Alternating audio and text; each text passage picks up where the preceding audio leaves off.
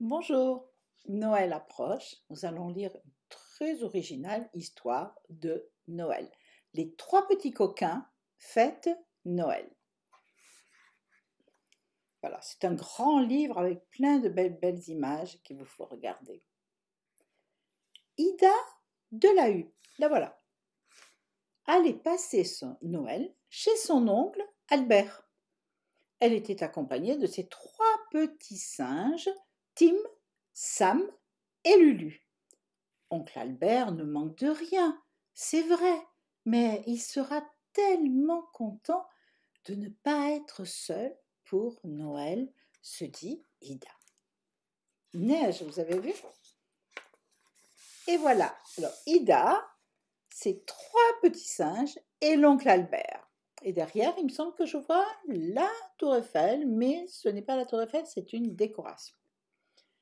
L'oncle Albert habitait au dernier étage d'un immeuble très chic de la capitale. Son appartement était immense. Surtout, il était rempli d'objets incroyables. Toutes sortes de statues, de vases, de meubles et d'horloges. Il y avait même une tour Eiffel en cristal. Regardez, la voilà. Vous voyez, je vous montre à chaque fois les images parce qu'elles sont assez remarquables. Mais son plus beau trésor était sa théière dorée. La voilà, la théière dorée. C'était une théière chinoise, vieille de 2000 ans, en or massif. Oh là là, j'ai toujours un peu peur qu'un cambrioleur ne vienne la voler, disait l'oncle Albert. Et pourtant, sa place est ici, où je peux tout le temps l'admirer. Alors, que va-t-il se passer? Une véritable aventure.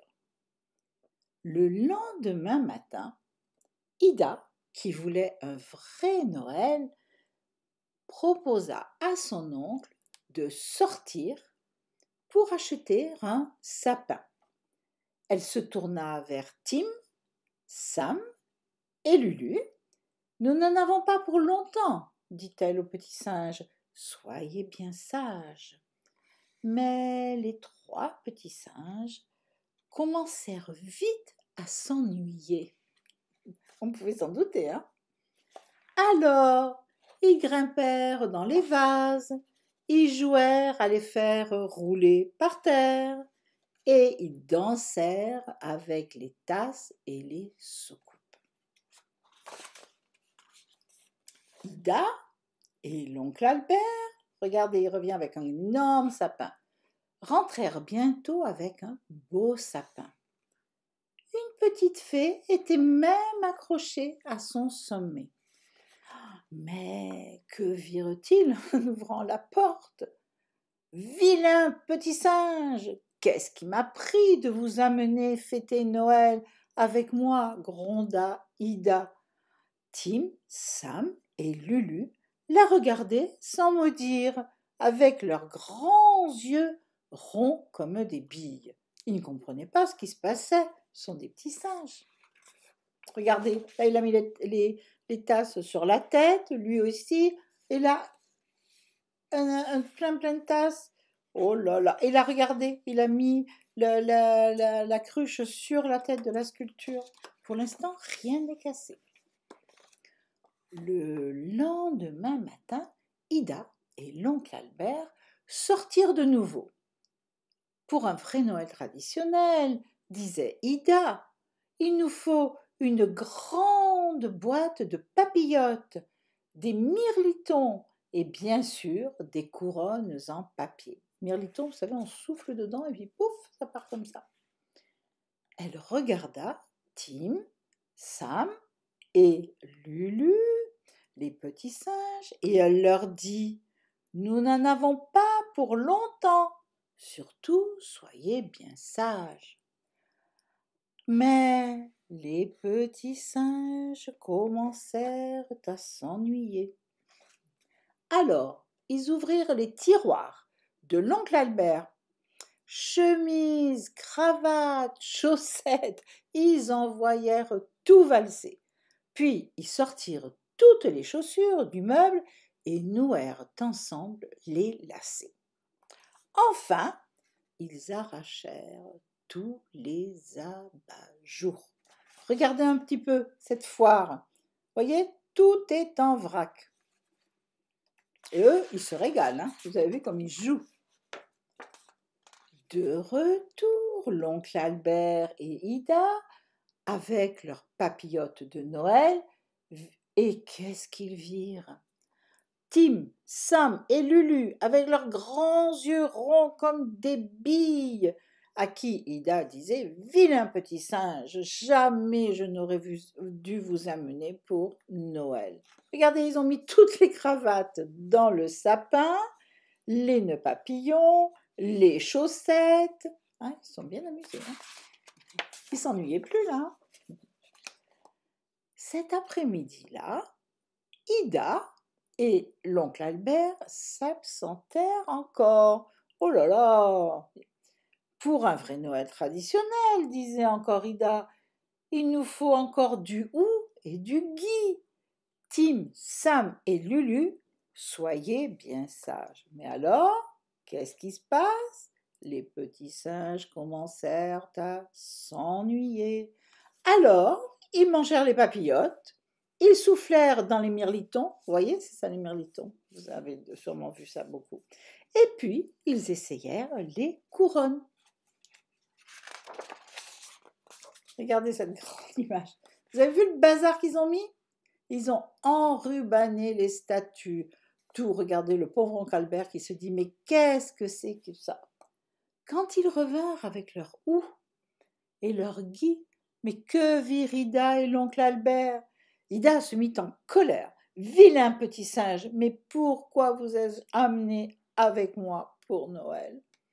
Tim, Sam et Lulu la regardaient sans mot dire, avec leurs grands yeux ronds comme des billes. Regardez, les abat-jours, ils les ont mis sur toutes les statues comme si c'était des chapeaux, les mirlicotons partout, par terre, de tous les côtés. Regardez là, ils sont 1, 2, 3. Ils se demandent bien ce qui se passe. Pour eux, c'est un jeu tout ça. Un peu plus tard, l'oncle Albert et Ida sortirent de nouveau.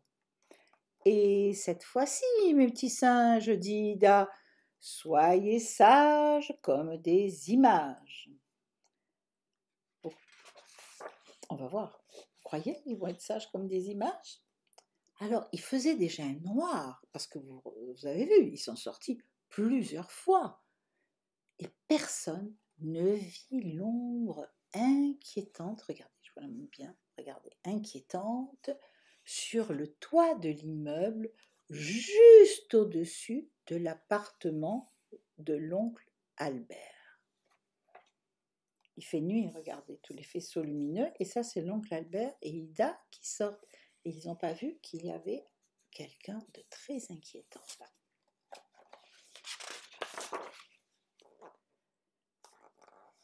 Lorsqu'Ida et l'oncle Albert poussèrent la porte cochère, les bras chargés de paquets. Regardez tous les paquets, tous ces cadeaux pour eux deux.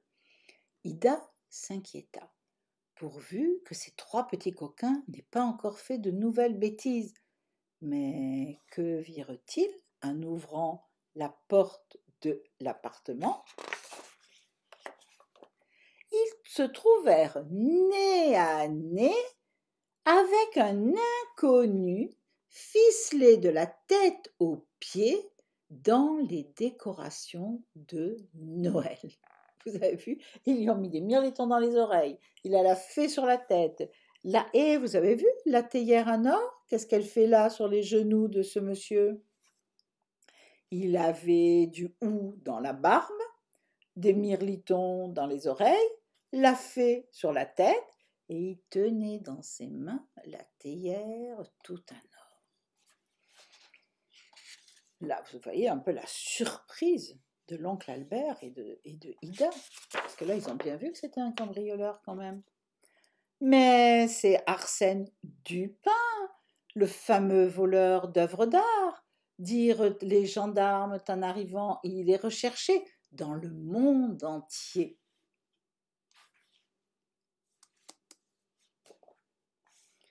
Voici 3 petits singes à qui nous devons une fière chandelle, et ils félicitèrent chaudement Tim, Sam et Lulu, tandis que les gendarmes amenaient Arsène du pain. L'oncle Albert suggéra: et si nous allions nous asseoir un peu pour nous remettre de toutes ces émotions?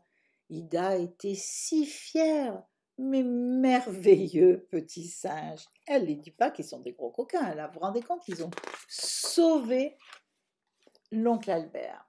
Ils entrèrent au salon et là, l'oncle Albert faillit s'évanouir. Regardez ce qu'ils ont fait. Ah, ils sont bien amusés quand même. Ils ont fait, regardez, ils ont mis les tables les unes sur les autres. Regardez la tour Eiffel en cristal là-haut, elle a de la chance, elle n'est pas cassée. Et les voilà avec leurs grandes billes toutes rondes. Hein? Et voilà, regardez, et voilà Ida qui va partir parce que Noël est fini. Elle avait appelé un taxi et il y a Lulu, Tim, Sam et ses cadeaux et ses bagages et elle s'en retourne à sa maison. C'était un Noël un peu particulier, mais très original. Et voilà, donc ce livre a été écrit par Quentin Blake, Emma Chichester-Clark et il est édité aux éditions Gallimard Jeunesse. Vous pouvez aussi retrouver un autre livre qui s'appelle La véritable histoire du Père Noël sur la même chaîne, Josiane Lié raconte YouTube. Tout est gratuit. Eh bien écoutez, je vous dis à tout bientôt et surtout, je vous souhaite à tous les enfants et aux parents et à tous ceux qui veulent un très très bon Noël. Voilà, au revoir.